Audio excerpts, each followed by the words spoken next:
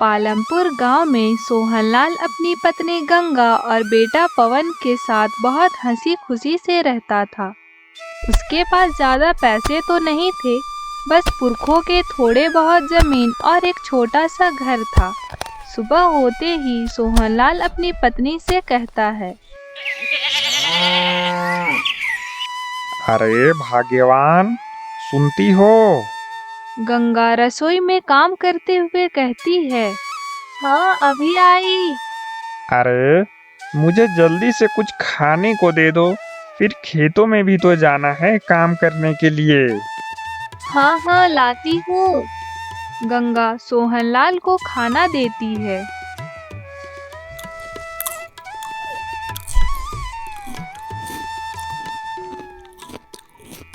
अच्छा चलो ठीक है, अब मैं खेतों की ओर चलता हूँ। और हाँ, हो सके तो आज मुझे थोड़ी देर होगी वापस लौटने में। अच्छा ठीक है जी, दोपहर में मैं और पवन भी आ जाएंगे। अरे नहीं नहीं भाग्यवान, तुम घर का काम संभालो, खेतों का काम मैं देख लूंगा। इतना कहते ही सोहनलाल खेतों की ओर निकलता है। इधर गंगा अपना घर का सारा काम खत्म करती है और दोपहर का खाना लेकर खेतों की ओर निकलती है। खेत पहुंचते ही पवन अपने पिताजी को पसीना पसीना हुए देख अपनी माँ से कहता है, माँ, मैं बहुत अच्छे से पढ़ाई करूँगा और आगे जाकर अफसर बनूँगा। फिर पिताजी को धूप में काम नहीं करना पड़ेगा। हाँ बेटा, तू एक दिन जरूर अफसर बनेगा। कुछ देर बाद खेत का काम खत्म होते ही अजी सुनती हो? सूरज ढलने को है, अब हमें घर निकलना चाहिए। हाँ हाँ चलिए। इसी तरह दिन बीतता गया। पवन अब 21 वर्ष का हो चुका था। पिताजी, मैंने अपनी परीक्षा पास कर ली। अब मैं आगे की पढ़ाई करना चाहता हूँ। अरे बिल्कुल बेटा, तुम अपनी आगे की पढ़ाई अच्छे से पूरी करो। माँ पिताजी, मैं शहर जाना चाहता हूँ। हाँ बेटा ठीक है, तुम शहर जाकर अपना सपना पूरा करो, अच्छे से पढ़ाई करो और बड़ा आदमी बनो। पवन अपना सामान लेकर शहर के लिए निकलता है। शहर पहुंचते ही वह एक कॉलेज में एडमिशन कराता है। कुछ दिन बाद पवन अपनी पढ़ाई में व्यस्त था। वह बहुत मन लगाकर पढ़ाई करता था। एक दिन पवन की मुलाकात एक लड़की से होती है जिसका नाम था रेखा।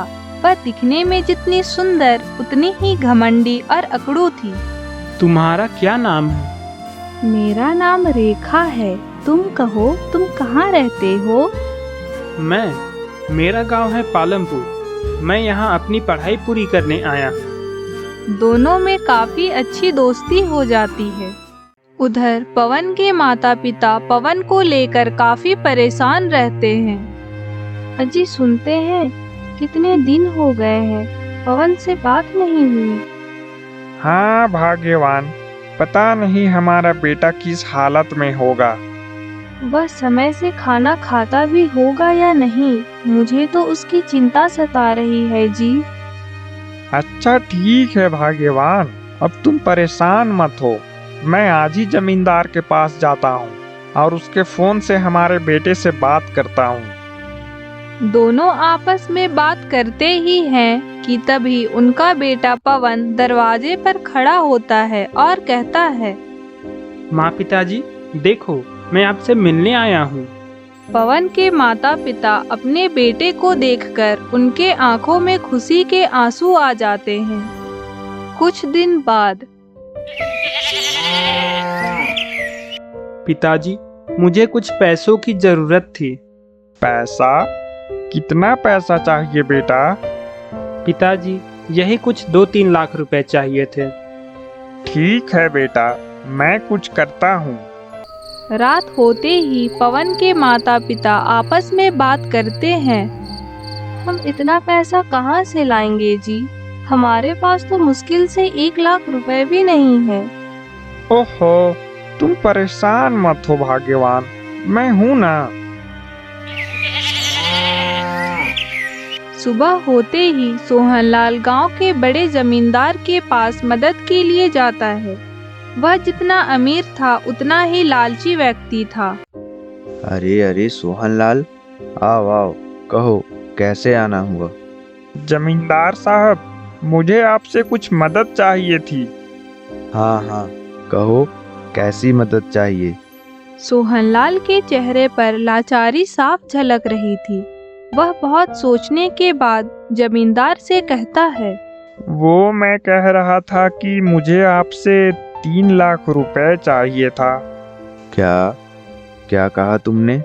तुम्हें इतने पैसे क्यों चाहिए भाई? क्या करोगे तुम इतने पैसों का? मुझे अपने बेटे के लिए पैसे चाहिए जमींदार साहब। बेटे के लिए? क्यों, क्या हुआ तुम्हारे बेटे को? वह ठीक तो है? नहीं नहीं जमींदार साहब, मेरा बेटा तो बिल्कुल ठीक है। ये पैसे तो उसके पढ़ाई के लिए चाहिए थे। तभी जमींदार कहता है, अच्छा ठीक है, लेकिन सोहनलाल, इतने पैसे? भाई ये तो बहुत बड़ी रकम है। सोहनलाल लाचार और अपनी आखिरी उम्मीद समझकर जमींदार से कहता है, आप चाहे तो मेरे घर का कागज अपने पास रख लीजिए, लेकिन मुझे पैसे दे दीजिए जमींदार साहब। अरे वाह, अगर समय से मेरे पैसे नहीं दिए तो मैं इसका घर और धीरे धीरे इसकी सारी जमीन अपने नाम करा लूंगा। इतना सोचते ही वह सोहनलाल को पैसे दे देता है और उससे कहता है, देखो भाई सोहनलाल, मैं तो तुम्हें पैसे दे रहा हूँ, लेकिन तुम्हें मुझे मेरे पैसे सूद समेत वापस करने होंगे। ठीक है जमींदार साहब, मैं समझ गया। सोहनलाल अपने घर गिरवी रखकर पैसे लेकर अपने घर चला जाता है। घर आते ही सोहनलाल की पत्नी उससे पूछती है, अजी आपको पैसे मिले क्या? जमींदार ने पैसे तो दे दिए ना? सोहनलाल को पैसे मिलने के बाद भी उसे एक परेशानी सता रही थी। तभी वह सोचता है, अपना घर गिरवी तो रख दिया, लेकिन अगर मैं पैसे नहीं जमा कर सका तो मेरे परिवार का क्या होगा? क्या हुआ जी, आप परेशान क्यों हैं? कुछ नहीं भाग्यवान, ये देखो मैं पैसे मांग लाया जमींदार साहब से। अच्छा चलो ठीक है, हमारे बेटे को अब कोई परेशानी तो नहीं होगी। अगले दिन पवन पैसे लेकर शहर के लिए निकलता है। शहर पहुंचते ही वह सबसे पहले रेखा से मिलता है। तुम कहाँ चले गए थे पवन? तुम्हें पता भी है मैं कितना परेशान हो गई थी। अरे मैं तो अपने गांव गया था, मुझे अपने माता पिता की बहुत याद आ रही थी। अच्छा ठीक है, लेकिन मुझे बता तो देते। परेशान क्यों रेखा? मैं तो अक्सर अपने गांव आता जाता रहता हूँ। कुछ महीने बाद पवन की ध्यान पढ़ाई से हट चुका था। वह मन ही मन रेखा के बारे में सोचने लगा था। दोनों अपना ज्यादातर समय बाहर ही बिताते थे। इसी तरह कुछ साल बीत जाता है। अरे रेखा, अब तो हमारी पढ़ाई भी पूरी हो चुकी है। हाँ पवन, अब तुम आगे क्या सोच रहे हो? बात करते करते पवन रेखा से कहता है, अच्छा सुनो तो, मुझे तुमसे कुछ कहना था। क्या सच में? तुम्हें पता है मैं भी तुम्हें कुछ बताने वाली थी, लेकिन पहले तुमने कहा है, तो अब कहो क्या कहना था? मैं तुम्हें पसंद करता हूँ रेखा, मैं तुमसे शादी करना चाहता हूँ। क्या सच में?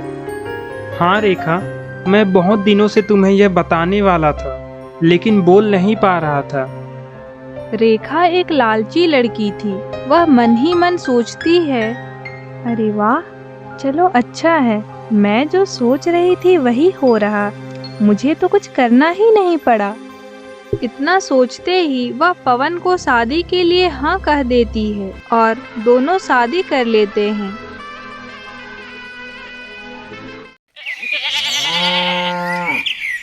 एक दिन जमींदार अपने आदमियों के साथ सोहनलाल के घर जाता है। अरे सोहनलाल, तुम मुझे मेरे पैसे कब वापस कर रहे हो भाई? क्योंकि तुमने मुझे मेरे पैसे समय से नहीं दिए। मेरे हिसाब से तुम्हारे पैसे लगभग 8 लाख रुपए हो चुके हैं। क्या 8 लाख? बाप रे! पर मैंने तो आपसे सिर्फ 3 ही लाख लिए थे जमींदार साहब। इतना सारा पैसा मैं आपको कैसे दे पाऊंगा?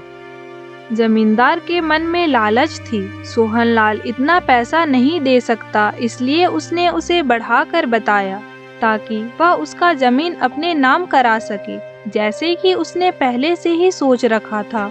तू मुझसे ज्यादा जानता है क्या?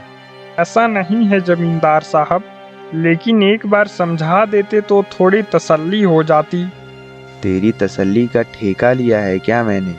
तेरी तसल्ली के चक्कर में मुझे ये सब करना पड़ रहा है।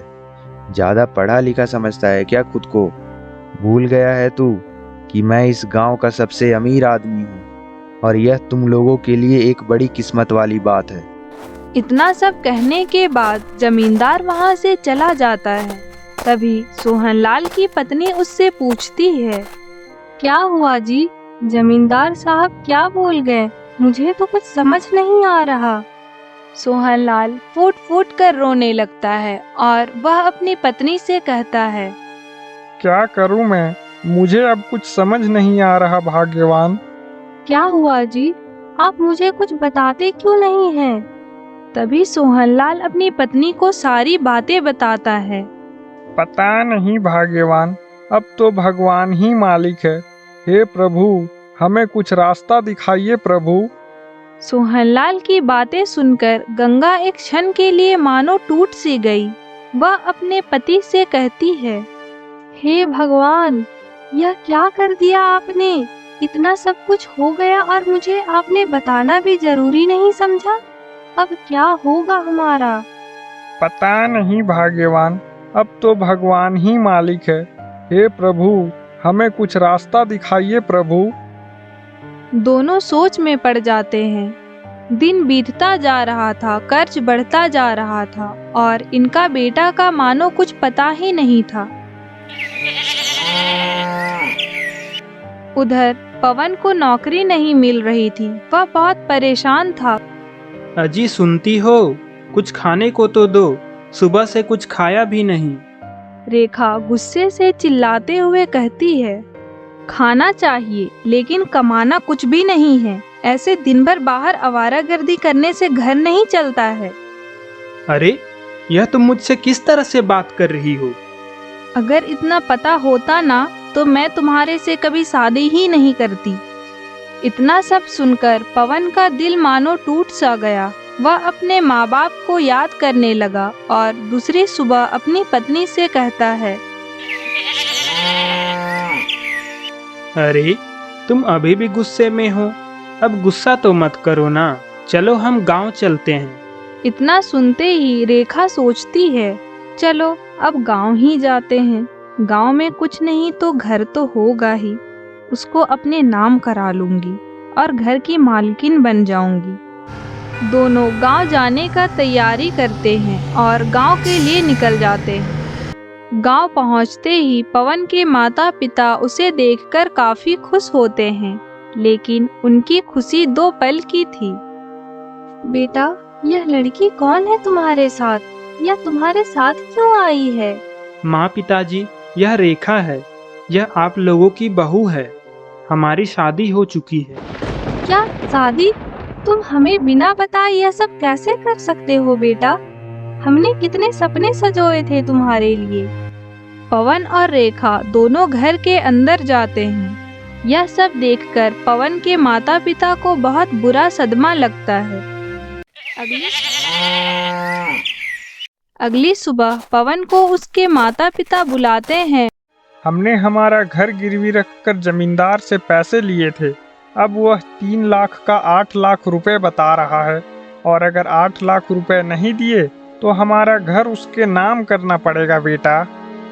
हे भगवान, मेरी तो किस्मत ही फूटी है जो मैंने तुम्हारे से शादी की। मैंने कहा महारानी बनने का सपना देखा था और यहाँ नौकरानी बनने के दिन आ गए। पवन यह सब सुनकर चुप रहता है और मन ही मन सोचने लगता है, हे भगवान, आपने क्या सोचकर मेरी पत्नी को बनाया है? उसे तो कर्ज में डूबे मेरे माँ बाप दिख ही नहीं रहे हैं। दिन बीतता गया। रेखा को मानो पवन के माता पिता से कोई मतलब ही नहीं था। पवन अपनी पत्नी से कहता है, अरे भाग्यवान, सुनती हो? मैं सोच रहा हूँ कि क्या सोचा है और अब क्या सोचना बाकी रह गया इस घर में? मैं सोच रहा था कि मैं शहर चला जाऊं और नौकरी करूं ताकि हम जमींदार के पैसे उसे वापस लौटा सके। क्या तुम चले जाओगे? फिर मेरा क्या होगा? मैं यहाँ इस झोपड़ी जैसे घर में अकेले नहीं रह सकती। मैं भी तुम्हारे साथ चलूंगी।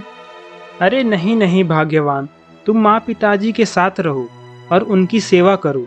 मैं तुम्हें पैसे भेजता रहूंगा और तुम जमींदार को उसके पैसे वापस कर देना। तभी रेखा के मन में ख्याल आता है कि अरे वाह, चलो अच्छा है, ये मुझे पैसे भेजेंगे और मैं जमींदार से घर का कागज लेकर अपने नाम करा लूंगी। फिर तो इस घर की मालकिन मैं ही बनूंगी। इतना सोचते ही रेखा पवन अगले ही सुबह नौकरी की तलाश में शहर निकलता है। शहर जाते ही एक बड़ी कंपनी में उसकी नौकरी लगती है। वह अपनी खुशी घर वालों को बताता है। रेखा, मेरी नौकरी लग गई। वाह, आपने तो बहुत अच्छी खबर सुनाई है जी। तुम माँ पिताजी को बता देना और उनसे कहना कि वे ज्यादा परेशान ना हो। हाँ हाँ, बता दूंगी। रेखा इस खुशी के मौके को उनसे बताना जरूरी नहीं समझी। तभी सोहनलाल आता है और कहता है, बेटी, पवन से अगर बात हो तो हमें जरूर बताना। हम उससे बात करना चाहते हैं। क्या बात करना है आपको? आप अपने काम से मतलब रखिए। बेटी, यह तुम किस तरह से बात कर रही हो? किस तरह से? किस तरह से का क्या मतलब? जाके खाना बनाओ, मुझे भूख लगी है। ठीक है बेटी, मैं अभी तुम्हारे लिए खाना बना कर लाती हूँ। रेखा घर का कुछ काम नहीं करती और रसोई में ताला लगा कर रखती है। आज से घर का सारा काम करोगे तभी पेट भर खाना मिलेगा, वरना कोई और ठिकाना ढूंढ लो। ठीक है, हम सारा काम करेंगे। सोहनलाल खेतों में मेहनत करता और गंगा घर का सारा काम करती है।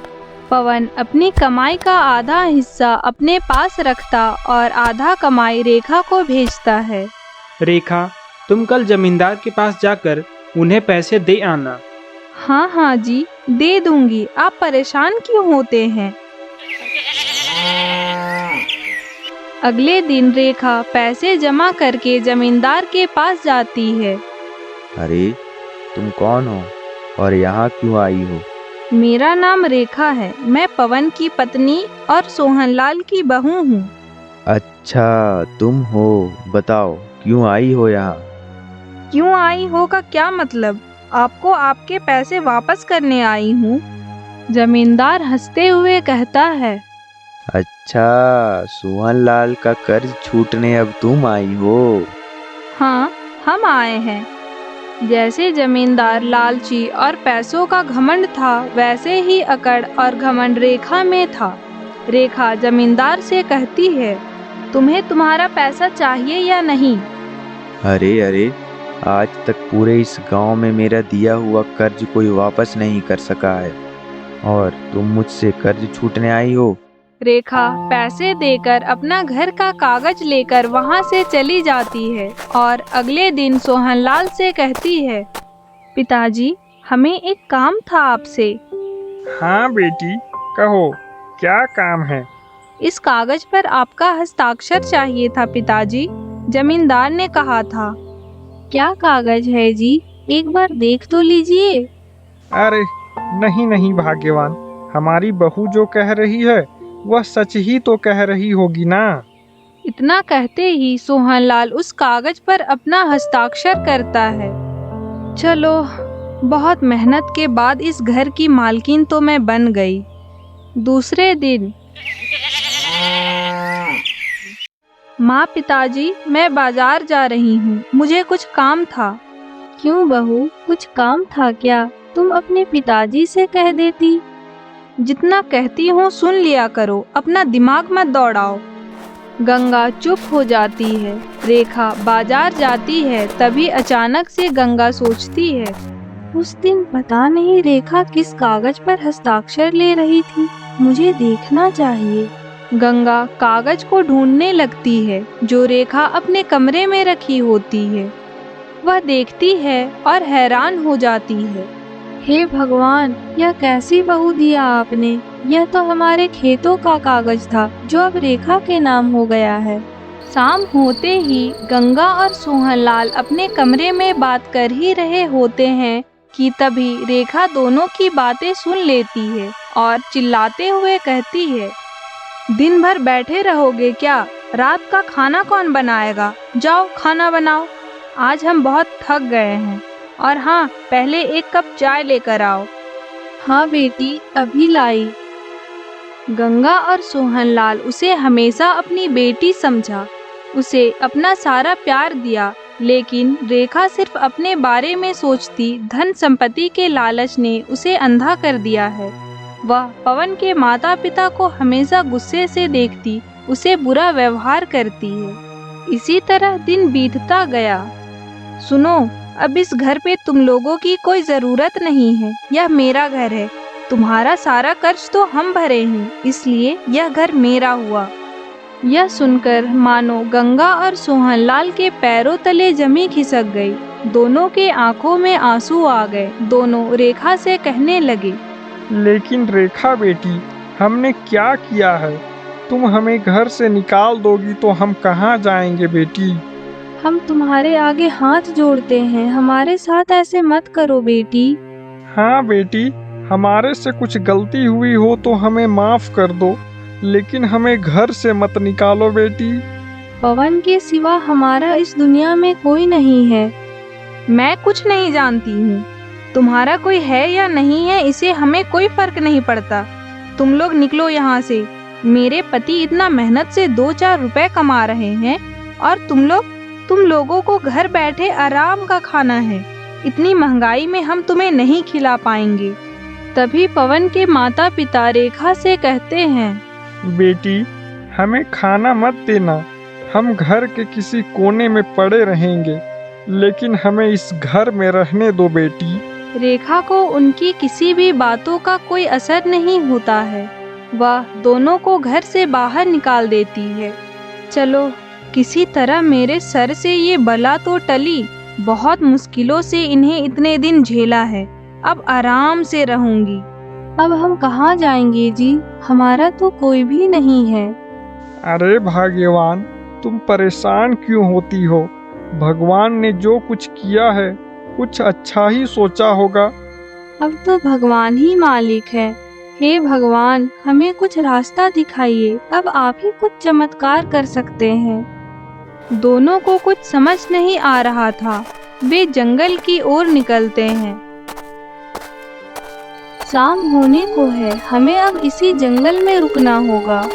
हाँ भाग्यवान, आज जंगल में ही रहते हैं। सुबह होते ही कुछ न कुछ तो करना ही होगा। ये रात सामान्य नहीं थी। आसमान पर काले बादलों की परतें थी और पूरा जंगल किसी अनजानी आहट से कांप रहा था। हवा ठहरी हुई थी, लेकिन हर पेड़ की पत्तियां डर के मारे थरथरा रही थी। दोनों एक पेड़ के नीचे बैठ जाते हैं। अगली सुबह, चलो किसी तरह से रात तो बीत गई। काफी तेज भूख लग रही है। चलो हम जंगल में देखते हैं, कुछ खाने को मिल जाए तो अच्छा होगा। दोनों चलते चलते जंगल के काफी अंदर चले जाते हैं। कौन है वहाँ? सामने आओ। तभी एक बंदर उन दोनों की ओर आता है और इंसानी आवाज में कहता है, क्या मैं तुम्हारी मदद कर सकता हूँ? दोनों हैरान होकर एक दूसरे को देखते हैं और कहते हैं, नहीं नहीं, हमें तुम्हारी मदद नहीं चाहिए। तुम हमारी मदद क्यों करोगे? आज से तुम मुझे अपना दोस्त समझो। लेकिन तुम हमारे बारे में कुछ नहीं जानते हो दोस्त। मुझे सब पता है कि तुम लोग यहाँ तक कैसे पहुँचे हो, इसलिए तो मैं तुम लोगों की मदद करना चाहता हूँ। तीनों आपस में बात करते करते बंदर के साथ चलते हैं। बंदर उनको लेकर नदी किनारे एक झोपड़ी तक पहुंचाता है और कहता है, देखो मैं इस पेड़ पे रहता हूँ और आज से तुम लोग भी इसी घर पे रहना। अरे यहाँ तो सारा प्रबंध है, हम यहाँ आराम से रह सकते हैं। हाँ भाग्यवान, भगवान ने हमारी प्रार्थना सुन ली। अब हम बहुत मेहनत करेंगे और पैसा जमा करके जमींदार से अपना घर वापस ले लेंगे, फिर हमें कोई परेशानी नहीं होगी।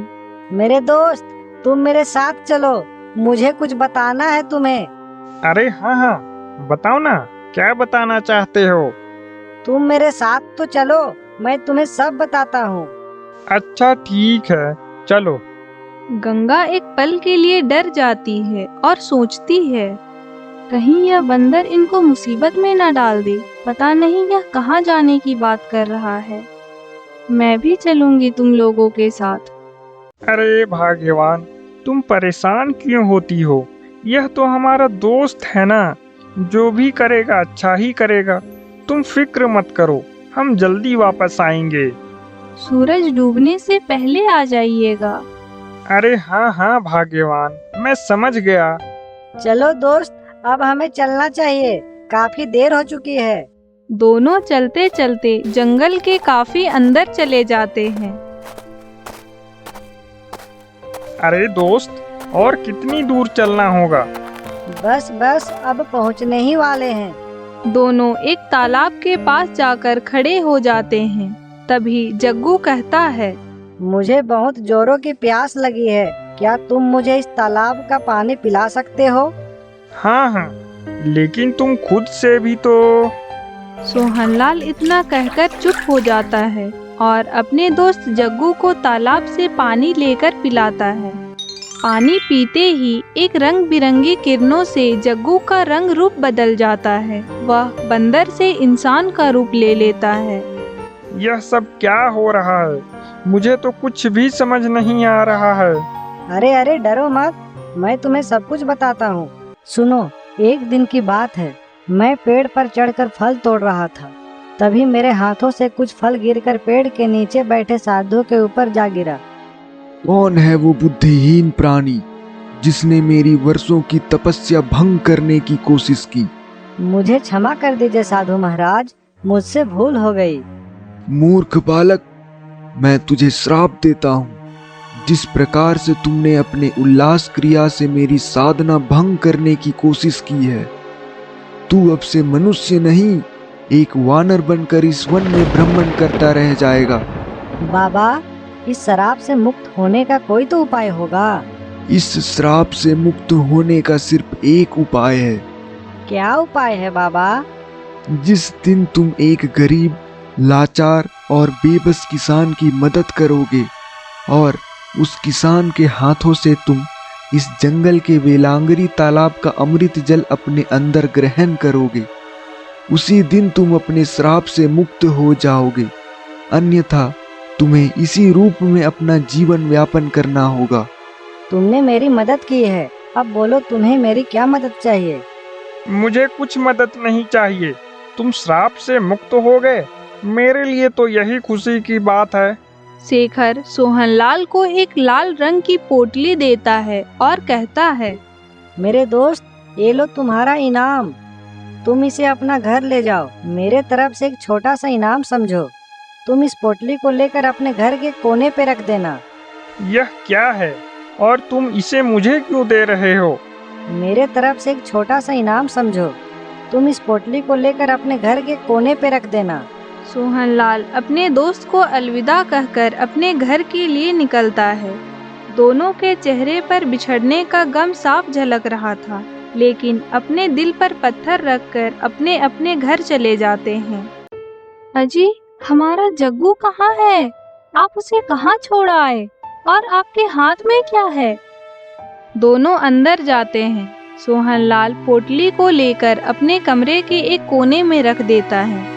पोटली रखते ही उनके सामने एक रंग बिरंगी, मानो इंद्रधनुषी रंगों से पूरा घर जगमगा उठा। दोनों की आंखें मानो फटी की फटी रह गई। अब उनका झोपड़ी एक आलीशान महल में बदल गया है। भाग्यवान, यह सब कुछ हमारे दोस्त जग्गू ने किया है। यह सब तो ठीक है जी, लेकिन पता नहीं हमारा बेटा कहाँ होगा। उसने हमारे बारे में कभी कुछ पता करना चाहा भी होगा या नहीं। पता नहीं, खैर छोड़ो, जो होता है अच्छे के लिए ही होता है। उधर रेखा अपने घर में आराम से रह रही थी। तभी जमींदार उसके घर के बाहर आता है और कहता है, तुम मुझे मेरे पैसे कब दे रही हो रेखा? क्या? यह तुम क्या बोल रहे हो? क्या सबूत है कि तुमने मेरे पूरे पैसे वापस किए हैं? अभी भी 4 लाख रुपए बाकी है। क्या 4 लाख? लेकिन मैंने तो तुम्हारा सारा पैसा तुम्हें दे दिया था। सुनो, समय से कर्ज नहीं भरने के कारण अब यह घर मेरा हुआ। अरे अरे, ऐसा मत कीजिए जमींदार साहब, हम कहाँ जाएंगे?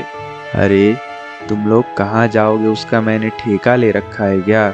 चलो जल्दी यहाँ से निकलो। इतना सब हो ही रहा होता है कि तभी सोहनलाल और गंगा वहाँ आते हैं। अरे जमींदार साहब, हम आपको आपके पैसे लौटाने आए हैं। यह हमारा घर है और हम इसे किसी दूसरे को नहीं दे सकते। यह लीजिए आपका पैसा और हमें हमारा घर का कागज वापस कीजिए। जमींदार अपना मुंह छुपाकर वहाँ से भाग जाता है। माँ, पिताजी, मुझे माफ कर दीजिए। हमने आप लोगों के साथ बहुत बुरा किया। हम धन संपत्ति के लालच में अंधे हो गए थे। हमें माफ कर दीजिए।